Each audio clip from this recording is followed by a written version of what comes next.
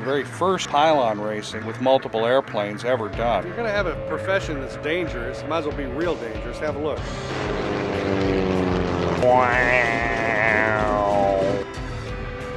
Well, the air racing in China is not multitasking, it's not even triple tasking, it's multiple, triple, quadruple tasking.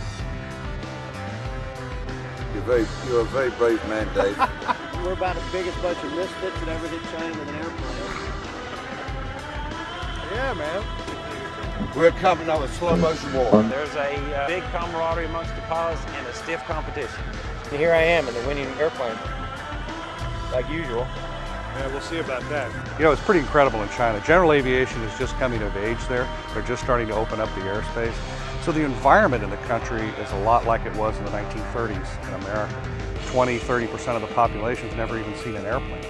Well, Chinese people were completely in awe. I mean, it was like they had seen something out of a science fiction movie.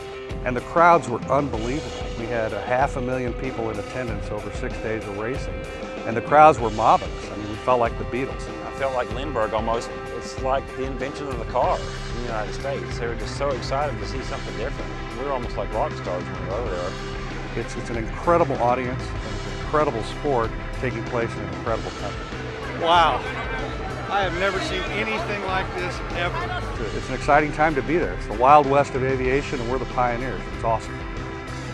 We thought it would be interesting to have multiple airplanes, like they have in Reno, but do slalom-style close course racing like Red Bull. So it's really the best of both worlds. Chinese-style racing tends to be more dangerous because we're running a freestyle course. Each race is individually choreographed, so each individual one is a different race. It creates something that's exciting. It's right in front of the crowd. It's very demanding on the pilots. Yes, it's very dangerous, but it's managed danger. It really brings out the excitement in the spectators, and even it's exciting for the pilot, too. Well, air racing started the minute somebody could fly an airplane in the first place. In the 1930s, air racing was huge. It was as big as NASCAR is today. You had the Bendix Trophy, the Thompson Trophy. As far as spectators go, that was their Super Bowl. It was a huge, huge sport. And it was a golden era of aviation. Well, really, air racing is a combination of aerobatic flying, formation flying, and combat techniques. You're tracking another target, which is one or two other airplanes. You're maneuvering between obstacles, which are the pylons, and you're trying to execute all of that to gain a situational advantage or a tactical advantage. So in essence, we call it threading the needle. Basically, fly low, fly fast, don't run into each other, and have some fun and be safe. Well, in the slalom racing that we're doing, we fly through a slalom course and then we reverse back. We execute a wing over, or sometimes called a combat reversal. The thing is, the guy with the best cornering ability is going to be able to take the advantage in that turn. So the objective is to pull up, max G, best cornering speed, and get back inside of the other racer and back onto the course. Adrenaline is huge. You have to be part of the race team to actually know. I mean, it's one thing to be on the spectator side of it, but to be on the air racing and in the cockpit, up close and personal with it, it's just, it's unbelievable. You have to be careful and situationally aware of where you are. Rules are that you pass on the outside. Consequently, you've got to conserve energy through both the straightaways and in the turn so that you can be able to get around the other person without invading the course line. I think we can have 10 races in 10 cities. We can have a circuit just as big as NASCAR, no problem. At this point, it was the first series of races were televised. The audience was 865 million. To put that in perspective, it's 4 times larger than the Super Bowl and the second largest televised aviation event in history, second only to the Apollo moon landing. Strategically, when I'm running the course, I lay back in number 2 position. That allows me to watch the guy in front fly the line. I get an idea how much energy he's bleeding on each pylon, and I get an idea of how difficult it's going to be to get around him. It also allows me, from a racing strategy point of view, to let him lull himself into a sense of complacency.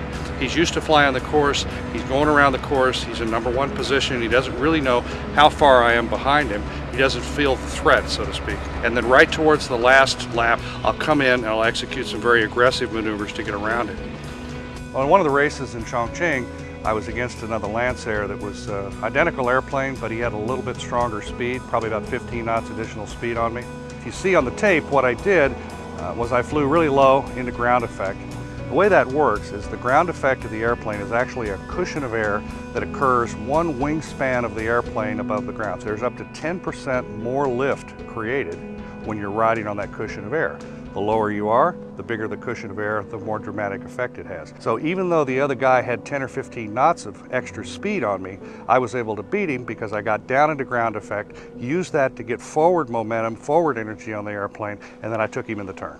You're also thinking about your flight line through the course compared to the other racers' wake turbulence. Because as those planes are knifing through the air, their propellers are creating disturbance in the air and their wings are creating disturbance too. So you've got little miniature tornadoes that you're flying through while you're trying to fly 10 feet off of the ground, get through the pylons and keep track of the other airplanes. So there's a lot going on in a race. You're working really hard. You're trying to keep track of all of these factors, which can make the difference between success or failure, or in the case of air racing, between life and death.